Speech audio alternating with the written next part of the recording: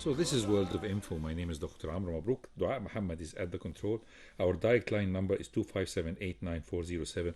And yes, we are coming live from Studio 3, Radio Cairo. And we have great pleasure and great honor that today we're having His Excellency Ambassador Francois Cornet de l'Zius, the Ambassador of Belgium in Egypt. And definitely it's a great honor and great pleasure that you have had you have given us the time, Your Excellency, to come in your busy schedule to Radio Cairo and to Maspero in particular. Really great honor, and thank you very much, sir. Forza Saida. His Excellency speaks very good Arabic, and his father, we're going to know a lot of beautiful things about this very well experienced ambassador. His father was also a diplomat and ambassador in Lebanon and in Morocco. He lived for some time in Morocco and Lebanon. He speaks very good Arabic. He worked as he's a graduate with a degree in bachelor degree in business administration and a master degree in European affairs. Served in the embassies of his country in Tehran in the EU, as an ambassador in Burundi, as a consul general in Milan, and as Africa director in the EU, and ambassador also in EU, and then current ambassador in Egypt. A very colorful career, sir. So you just followed the footsteps of your dad, or it was just a different career or a different perspective? No, I think it was a vocation. I always wanted to be a diplomat. Really? When I was at school, I wanted to be the class delegate. So I always wanted to represent. And by the way, I began my career as a lobbyist for the cement industry. But then there's no better way than to represent your own country, because that's the best kick of all. So when I entered the service, I realized from the first day on that it was my home and my vocation. And of course you had a lot of admiration to your father, right? Yes. Not only because he was a very good diplomat, but also because he was a very good and kind man who always gave priority to his family. And for diplomats, of course, it's extremely important to give due attention to one's kids and one's family.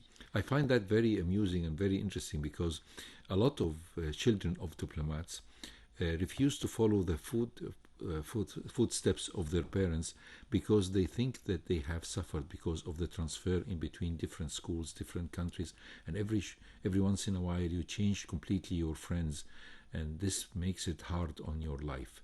You were able to pass all through these periods, and you felt that it was okay for you, sir?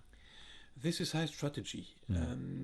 My parents brought us back to Belgium when we were 13, 14 years old. And that's important, because that's the age when you begin to make real friends, trusted friends, and a network of relations. That's what I did with my kids too. So we came back from Burundi and Milan when they were 13. So priority should be given to the family, of course, because that's your immortality. Exactly. I like that very much, because giving as much as possible time to your children definitely gives you very mature, well-oriented adults who really will support their country and support their family as well. And we're talking today about Belgium, because it's a very special country and has very strong relations with Egypt. And from the end of the Middle Ages until the 17th century, the area of Belgium was prosperous and cosmopolitan center of commerce and culture. While in the 16th century, until Belgium Revolution 1830, Belgium served, unfortunately, as the battleground between many European powers, causing it to be dubbed the battlefield of Europe. How can we explain this mixture? I mean, is it because it's cross borders or cross line between different powers or super local powers, or what? Yes, there's something of it. I think there are two main elements. The first element is a religious element. You know that at this moment there was the Protestantism taking roots in Europe, and there was a fierce religious fight between Catholicism and Protestantism. Yes. At the beginning, the Belgians were more inclined to Protestantism, such as the rest of Northern Europe, or a good deal of Northern Europe. But then we had power that was then at this time the Spaniards, and the Spaniards were staunch Catholics. Yes. And so you had a very bloody and very long civil war that basically ruined the country. And the province of the north, the Dutch today, took their independence from the Spaniards and flourished. And we remained in the Spanish orbit and then the Austrian orbit for a few centuries, where development was slower. So that's the first element. The second element, I would say, is the birth of the nation state. Also following the religious war. And of course, when nation flourished and prospered and grew more assertive, they tended to fight against each other. And Belgium would be a perfect, of the southern Netherlands, would be a perfect ground for fighting. Yes, but you have had a union with Netherlands, forming a big and a strong kingdom, and later on, you decided to get separated from this union and have an independent country in 1830, right, sir? Yes, well, in 1815, after the victory over Napoleon, yes, in Waterloo, Europe thought that it would be a good idea to have a buffer zone, a buffer state between France, England, and Germany. That's why this lowland country was created. The problem with this country is that it put together Catholics and Protestants that has fought each other very harshly for 100 years before. yes, So it didn't work. It wasn't a very cruel domination, and the Dutch actually set the basis for the industrialization of Belgium. So one must say that the domination of the Dutch was a very friendly one in a way, a soft one, but the societies were different. You had a Catholic society on the south and a Protestant society on the north. And there was also a Dutch intelligentsia and elite on the north and a French-speaking, be it Flemish or Walloon, by the way, intelligentsia on the south. That's why the marriage didn't last. It was a little bit of a fight, but not a bloody civil war. It was reasonably quickly settled between the Dutch and the Belgians, and we have remained basically good friends ever after. yes, and we can see that now, up till now, Belgium is constituted from 60% of Dutch origin or Dutch speakers, and 40% almost who are speaking French, and less than 1% or 1% who are speaking German. So this is like a sort of a definition of the population of the 12.5 million people, that 60% of them are Dutch origin, or No, Dutch speakers. Dutch speakers. Ethnic doesn't count here. Yes. It's the same, basically the same people. It's it's mid of Europe, so there's blood from everywhere. Exactly. Yes. It's a melting pot. It's a melting pot. People get married with no discrimination between except emotions, right? No, exactly. So you had indeed part of the population that was of the territory that was speaking Dutch vernaculars, because they were basically German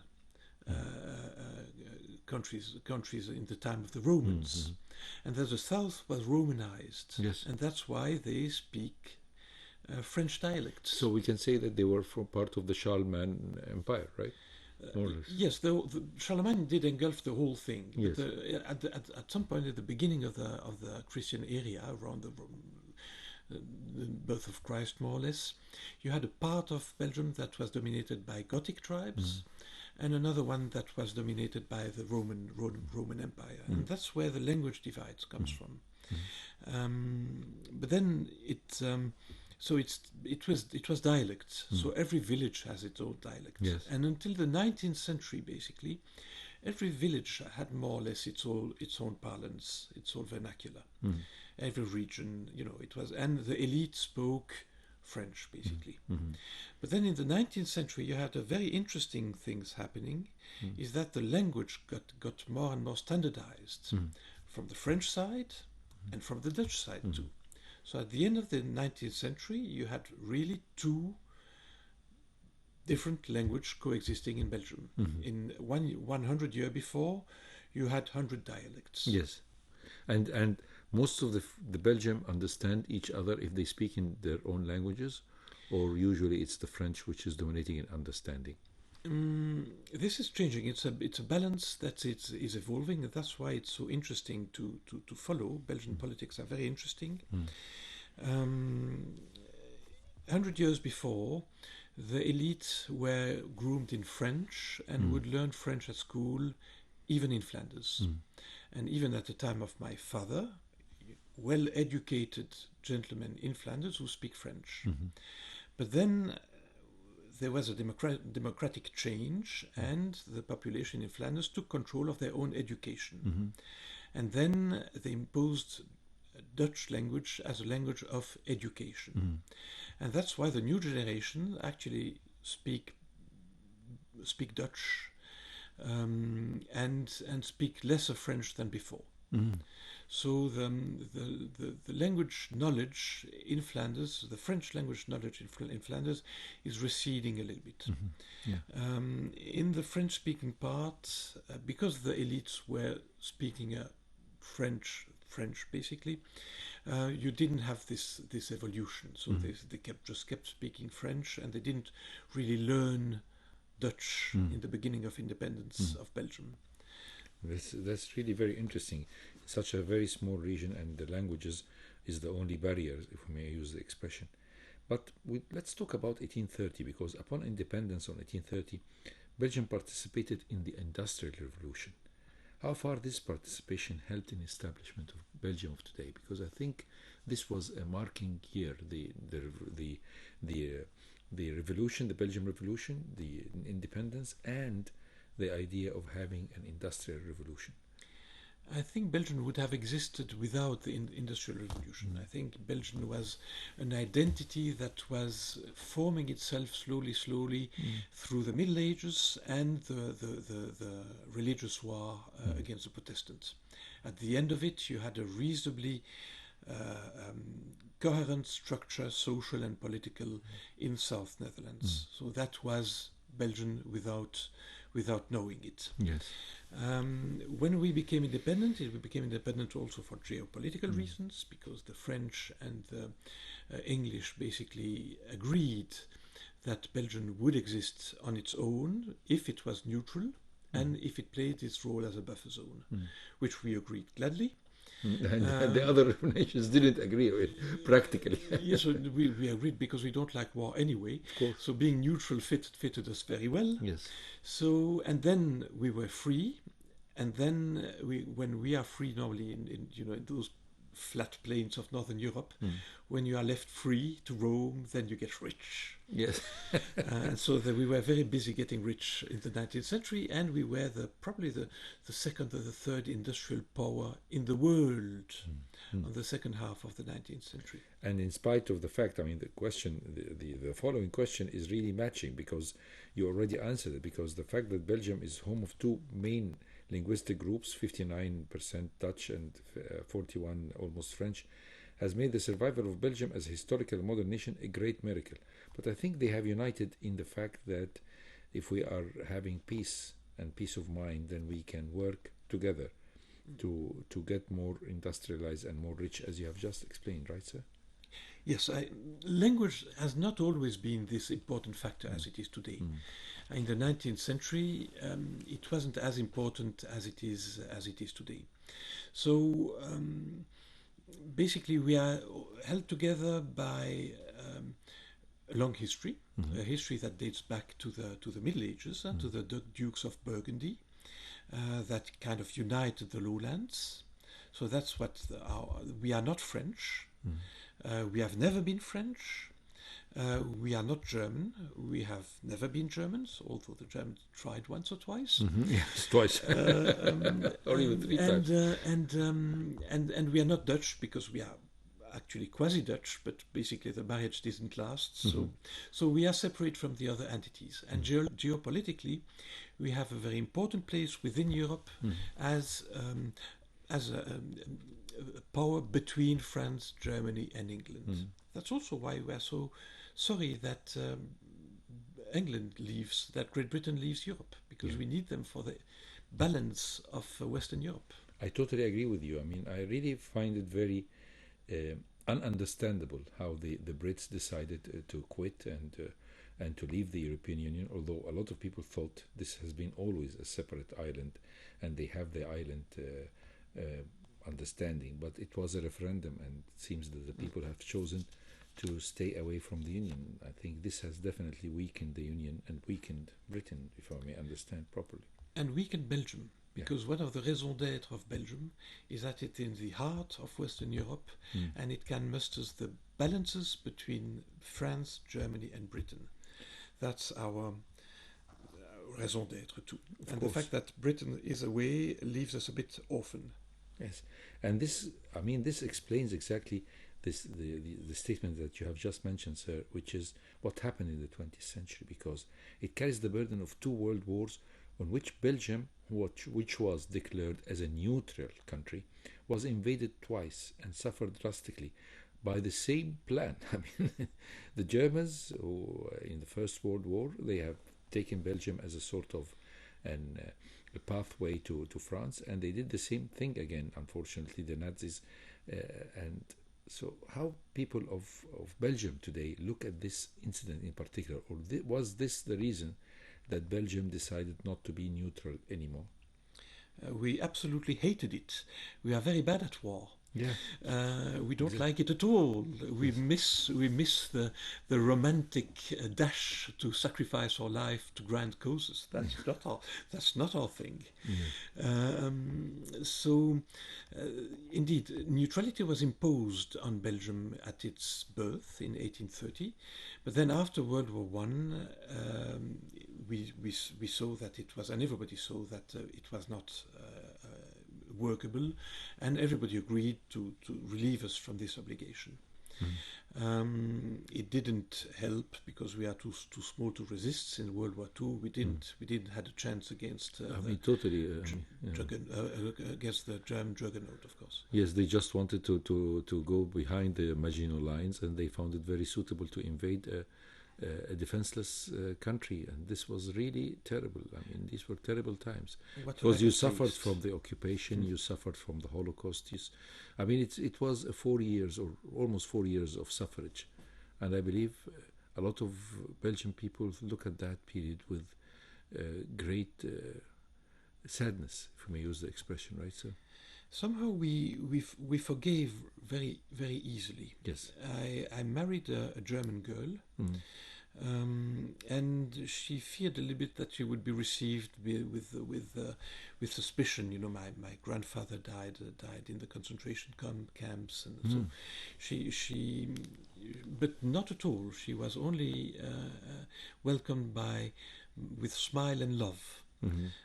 So we forgave the Germans very, very quickly, but one must say also that contrary to other big European nations, the German changed, of course, and became a very pacifistic and friendly country.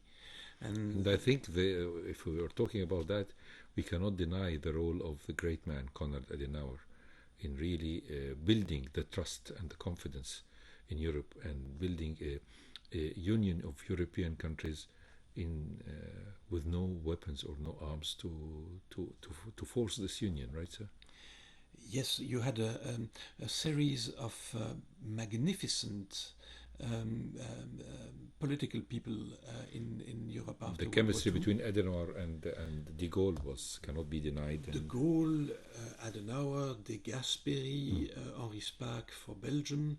You had a series of mainly Christian Democrats politicians that basically created Europe. And they acted as Renaissance men, if we may use the expression, definitely. Yes, it was kind of a soft and bureaucratic renaissance. You know, it's not very glamorous what they did. They created some institutions, people meeting in closed rooms, speaking to each other. But that's what they created, and it works very well as of today. And it works very well because a big part of my career was devoted to Europe. Yes, that's why I was asking this question, yes. There's nothing more important for Belgium than Europe. If Europe stands together, we are rich, we can produce and sell our goodies that we are so good at making. and we live in peace and harmony. Whenever there's war, the border closed, the frontier closed, and then we are stuck in our small country, and people have the bad habit to settle the issues in our gardens, which we don't like. Exactly, and I mean, when I think that how de Gaulle was a prisoner of war for 3 years in Germany, definitely has changed his perspective completely when he was in power, to build trust and to build confidence with reciprocally with Adenauer and with his Belgian counterpart, definitely making the EU idea change from just a dream in the world to fulfilling fact. I think that's a great Belgian idea, is that cooperation makes happy. Yes. After World War II, we created Benelux, Belgium, Netherlands, Luxembourg. 3 small countries hanging together and suppressing every kind of border between each other, which made us overnight a fantastic industrial and commercial power. And we did the same after with the European Union. We were at the heart of it from the very beginning, and we are still benefiting a lot from a united Europe. Is it that's why as a sort of a great founder, or is it because it's in the middle that Brussels has been chosen to be the site of the EU headquarters? Both. I think, of course, we were staunch Europeans, but also it was a bit of chance, I think. Yes. And so the door was open, we grasped our chance, and this was, of course, very good for Belgium. And of course, also, we cannot deny that Brussels is also the capital of NATO, where the headquarters of the NATO is there. So this is a sort of showing the flags that neutrality will not be easily secured, right? If we may use the expression. Indeed, we actually, the magic of my government's diplomacy, or the Belgians' foreign diplomacy, is that we are at the same time very Atlanticist and very European, and it fits together. Many people would oppose belonging to NATO and belonging to European Union. We never did this. We think that it's very good that we are in a solid alliance, because, as you see with the actuality today in Europe, it's extremely important that we are protected. But also, we like America. We like America and Belgium because they are liberal. They basically share our values. And they are very, I would say, faithful industrial and economic partners. I mean, they invest a lot in Belgium. Belgium is not a country of big companies. It's a country of small companies that are included in bigger groups. And yes, we have a lot of American investment in Belgium. So they have been, and they are a force that brings some balance in the European game. So that's why we are very much favorable to the American presence in Europe. So this makes you, of course, very, very special. And I always say it's like in Arabic Egyptian saying, is as if you're walking on cracked eggshells, which makes it very difficult to acting like a trapeze player who really wants to keep afloat and keep at the same time good relations with all the countries involved. And this is something which proves the success of the Belgian diplomacy, right, sir? We have for the moment the rotating presidency of the European Union. You know that every European country is at its turn has the presidency of the Union, which is in some domains very important, in others, such as foreign relations, less important. But we are doing all we can, of course, to foster the European unity and the European idea of cooperation. Well, we have really enjoying this talk in this beautiful afternoon in Cairo with His Excellency Ambassador Francois Cornet, the Ambassador of Belgium in Cairo. Stay tuned to us, and we'll come back right after the break.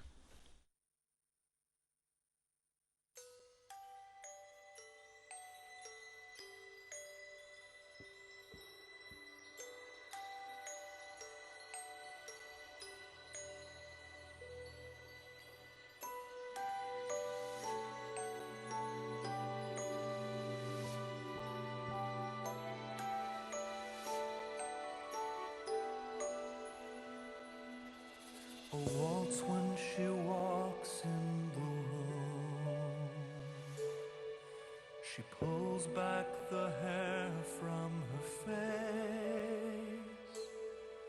She turns to the window to sway in the moonlight. Even her shadow has grace. A waltz for the girl out of reach. She lifts her hands up to the sky. She moves with the music. The song is her lover. The melody's making her cry. So she dances in and out of the crowd like a glance. This romance is from afar, calling me silently.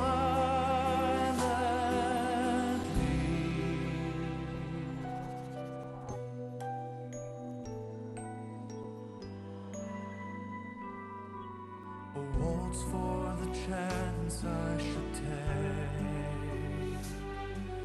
But how will I know where to start? She's spinning between constellations and dreams. Her rhythm is mine beating hard. So she dances in and out of the crowd like a glance. This romance is from afar, calling me silently.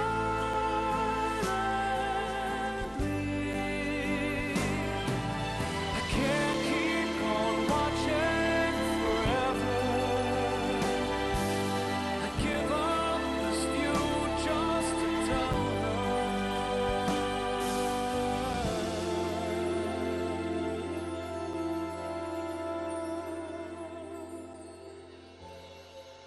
When I close my eyes, I can see the spotlights are bright on you and me. We've got the floor, and you're in my arms. How could I ask for more? So she dances in and out of the crowd like a glance. This romance is from afar, calling me silently. I can't keep on watching forever, and I'm giving up this view just to tell her.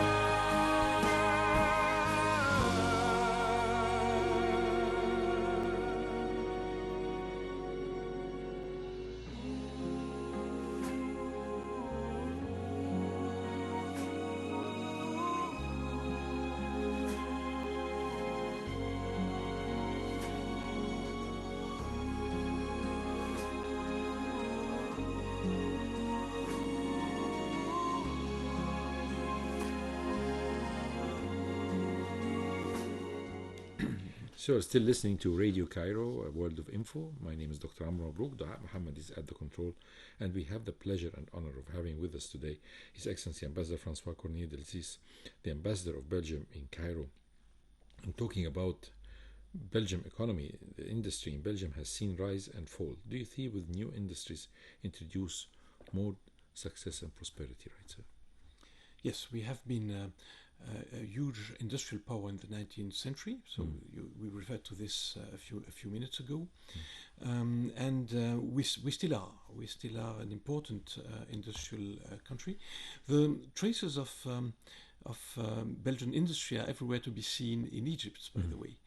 Did you know, for example, that the Imbaba Bridge Yes. actually was built by a Belgian company? And you have a few, of course, there's a tramway line to Heliopolis and Heliopolis itself. Yes. That was built by Belgian companies. So there was quite an interesting cluster of companies. Stella, at the origin, was also a Belgian company, which very quickly sold. But so there was an interesting cluster of industries, Belgian industries in Egypt. And of course, as it happens, history erases this, but we are still present today. So you have other types of industries. Belgium is very famous for the industry of diamonds and diamonds polishing, right? And it's one of the biggest markets of diamonds in the world. It is, but it's very small. I mean, in a way, it's big in value, but small in the amount of people employed. Yes. and the places the place it takes. It's a very small area, small and unassuming area in Antwerp. Yes. And of course, you have All the diamond dealers in Egypt pay a visit there always. The friends of mine who are working in this business, they always say, we go there and we get the best cuts in the world. And they are probably astonished how modest the place is, because there are actually only 2 streets behind the central station of Antwerp. But it's big in value, of course. Of course, huge in value. Big in value. And also, if we're talking about that, we're talking about the famous things about Belgium for the commoners or for the common people is chocolate as well. So we don't produce cacao in Belgium, obviously, but course. we had good contracts in Africa, in Ghana. You're Yes. right. The best cocoa farms in the world. Indeed, and so we produce, and we have the taste, and we have the climate, because for having a chocolate market, it has to be cold weather. Because when it's hot weather, the chocolate melts. Just melts, exactly. Exactly. So you So don't you need to keep it safe until it melts in the mouths of the eaters, right? Exactly. So there was a tradition of chocolate making, and still is. You still have more and more today, because that's another of the merits of the common market. If you have a small, exclusive boutique chocolate factory, you can export everywhere in Europe. So you don't need to be big to be mighty. You have at your doorstep a market of 300 million rich customers. Exactly. So yes, every day you have more chocolate makers in Belgium, and you have tens of them, and some are very good, some are very expensive, some are very good and very expensive at the same time. Yes. But yes, you can stop in a shop and have the locally produced pralines, which are actually excellent. Of course, and it brings a lot of happiness. As a physician, I would tell you the amount of serotonin that is present in any chocolate can make you happy for at least 5 to 6 hours, which is good investment. We have to compensate for the climate, I suppose. Exactly, yes. And since you brought the subject of food, we have to talk about the special cuisine of Belgium. Off air, you were telling me it's a part of the French cuisine, but I think it's very distinguished. The mussels and the French fries are actually Belgian fries. They are not French, right? Indeed. Well, at least that Belgium is one of the countries where they eat the most French fries in the world, but not all of the potatoes are Belgian, of course, Exactly, yes. because Egypt is one of the main potato producers in the world. Yes. Has become. It's one of the many success of Egypt. And producers of frozen fries, for example, very often buy their potatoes from Egypt. Exactly. This is very kind, because we'll talk about that in the end of the program about the Egyptian-Belgian relations, which are very, very strong ones. But let's talk about the cuisine. You have also the mussels, right, which is very specific. Yes, we have a whole array of regional dishes, I would say. We Yes. have the vol au vent, which is puff pastry with the chicken ragout. We have chicon au gratin, which are endives with ham and cheese, gratiné. We have waterzooi, and this is shellfish and fish in a kind of a soup with cream and potatoes and vegetables. Wow. We have waffles, of course. We've got probably the best waffles in the world. Definitely. Definitely. I trust your word in that. So we have plenty of regional dishes, but then basically we love eating. You know, sometimes they say that American pray and work. Well, in Belgium they work and eat. That's good. I mean, so is it obesity is common in Belgium?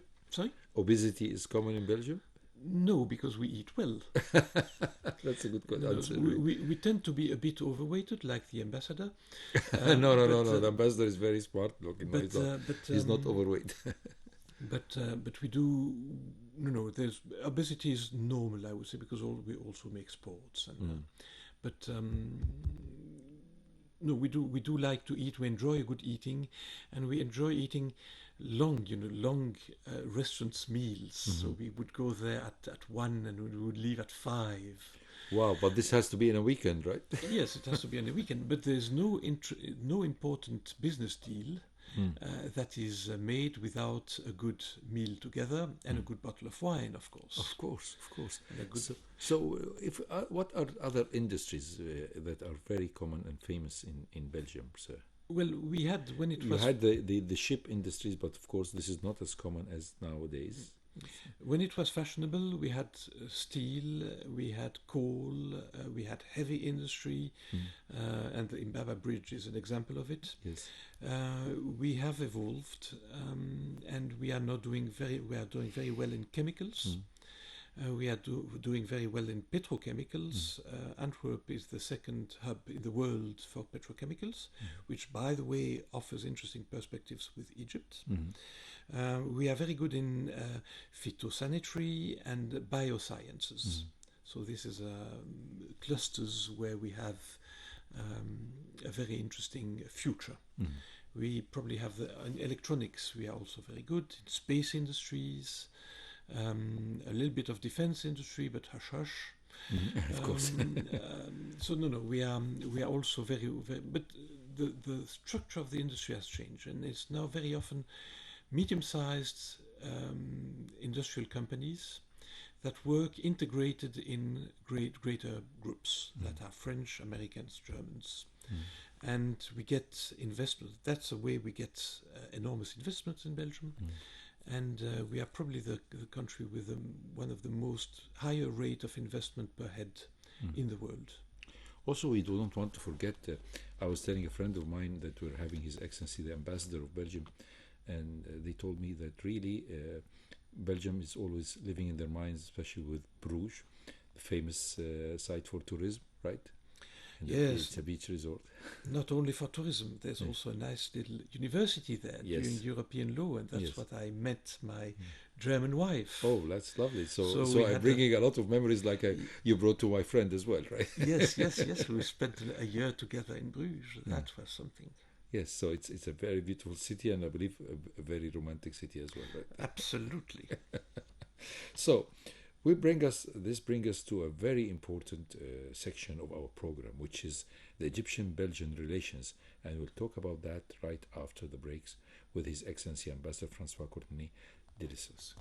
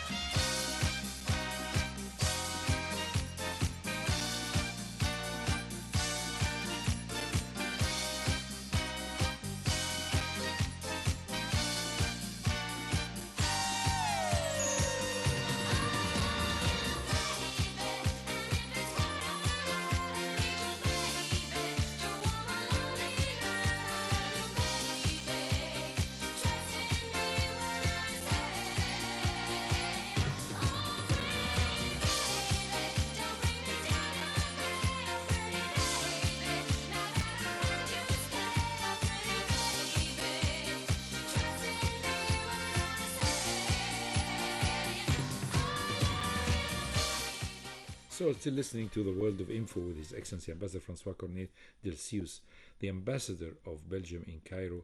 And really, we're having a beautiful time here in the studio because His Excellency has, I think, a great friendship and love affair with Egypt as well, right?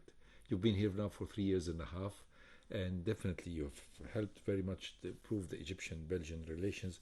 You're walking in the footsteps of a lot of distinguished ambassadors who came here, served Egypt, and served the cause of improvement of the Egyptian-Belgian relations, which go back way to more than 1 century. If we talk about the greatest Baron Mban, the entrepreneur who built urbanization of the desert and built a beautiful oasis. They called it the oasis, Heliopolis Oasis, if you know that. Remember that. Beautiful palaces, beautiful villas, beautiful houses, and really and a great tramway that when I was younger was taking to the university, and it's on and off. Tell us about Baron Mban, about your perspective of his work as a Belgian entrepreneur. Maybe if you allow me at first on the presence of the friendship between Egypt and Belgium goes much way before Baron Mban. Of course. It basically dates from Muhammad Ali. The first diplomatic posting was opened in 1838, which is interesting if you imagine that modern Belgium was created in 1830. Yes. So yes, it was because we wanted relation from port to port from Antwerp with Egypt, and we have been since then. You know, it's very nice to have a dynamic European countries without political ambitions or without colonial ambitions. So we were just aiming to trade and be friends, and that's why we have been there since so long, and that's why bilateral relations have been so excellent.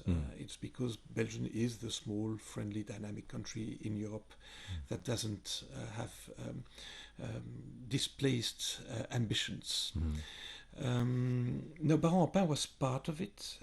We had a series of astonishing industrial baron in Belgium in the 19th century, and he's basically the one that in Europe brought the revolution of electricity.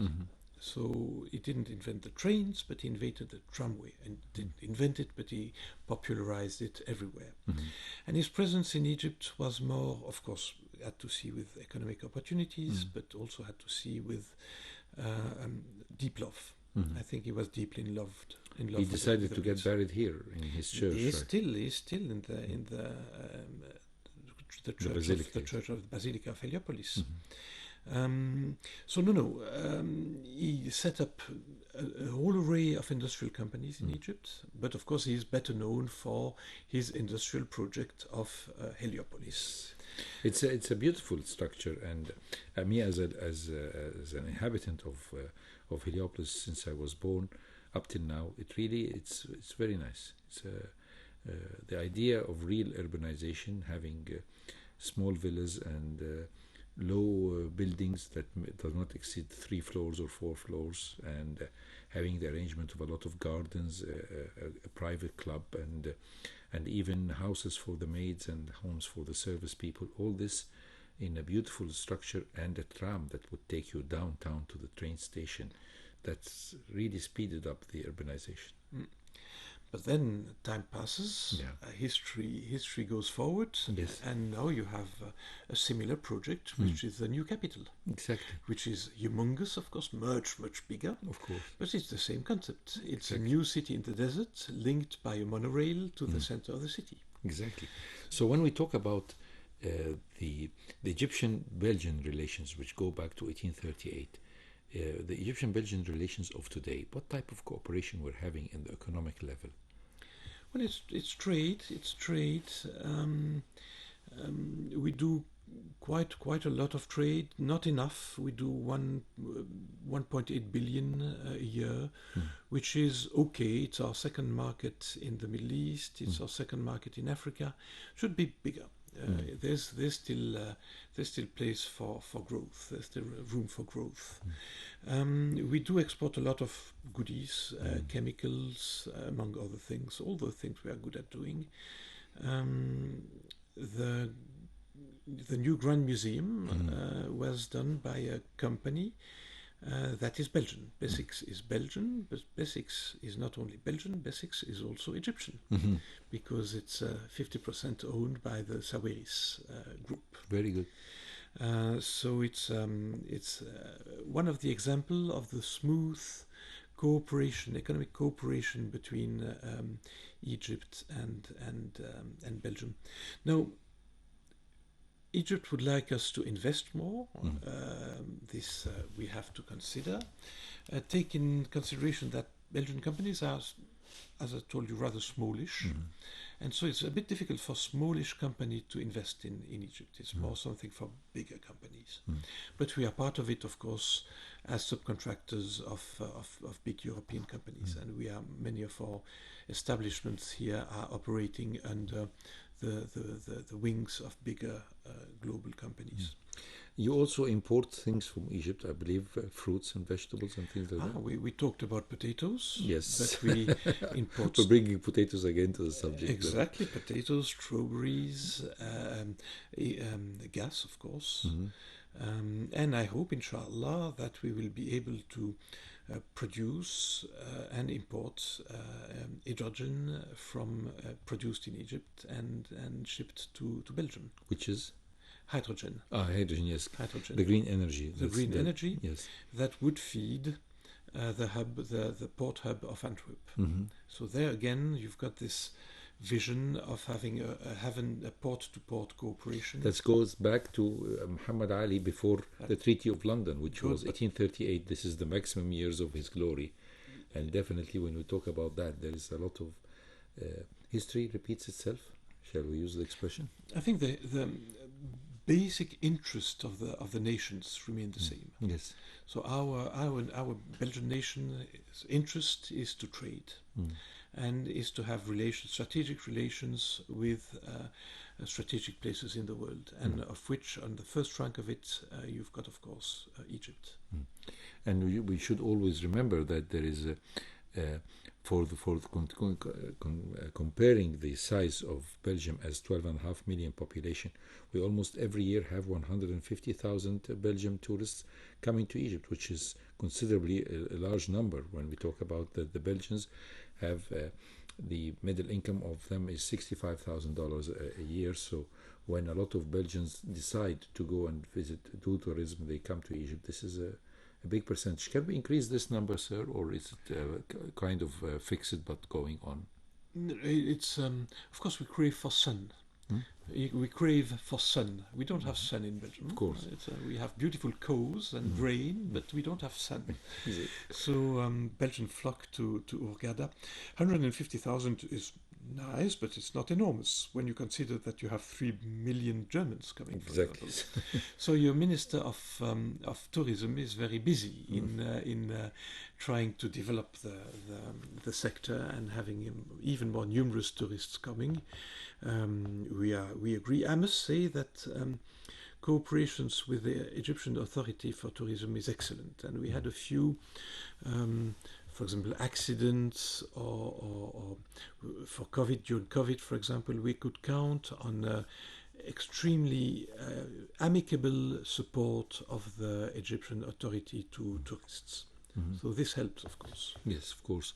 And also you were telling me that they enjoy the sun, but I believe with the new roads on the way, a lot of tourists can go from Hurghada to visit Luxor sites and come back in one day. I think the progress of the infrastructure building of roads in between Hurghada and Luxor has improved the trip, making it easily as a sort of one day. So sometimes they go also to visit the Luxor. Yes, of course. And then I think the offer of hotels in Luxor and Aswan is also going to be increased. That's a plan you are working on. So all I wish is that there are more Belgians coming to Egypt, where they will have a fantastic experience, of course. During this 3.5 years of living in Egypt and going around in Egypt, I had the pleasure of accompanying you in some of our touristic endeavors, if we may use, or seeing some of the Egyptian antiquities in Cairo. So tell us about your experience as now as an expert Cairene, if we use the expression. Did you like to make a lot of walks to see the real Cairo sometimes, right? I think Cairo is underrated. Cairo has the class of Istanbul. For buildings, for treasure, Islamic treasures. For I'm very mosques. biased. I love Cairo more than Istanbul.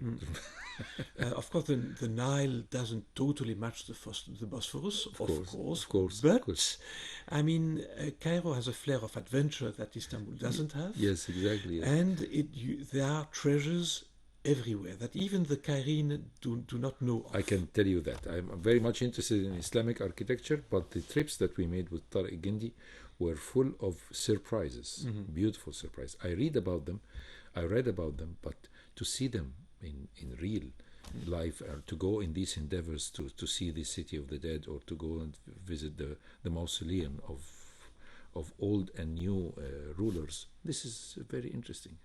And then tip for the Belgian tourists, if you go to very touristic places, you've got plenty of people annoying you. Yes. If you go to Cairo, what you find is friendly faces. Exactly, yes. People that greet you and that welcome you without being pushy or trying to sell you things. You just have the city to discover for you. So it is one of the... but it's not a new experience for me. I came here when I was a backpacker. Really? When I was 20. And that's why I find you very much at ease here, right? Yes, I love the place from the first second. I love the place from the first second. It comes from the stomach.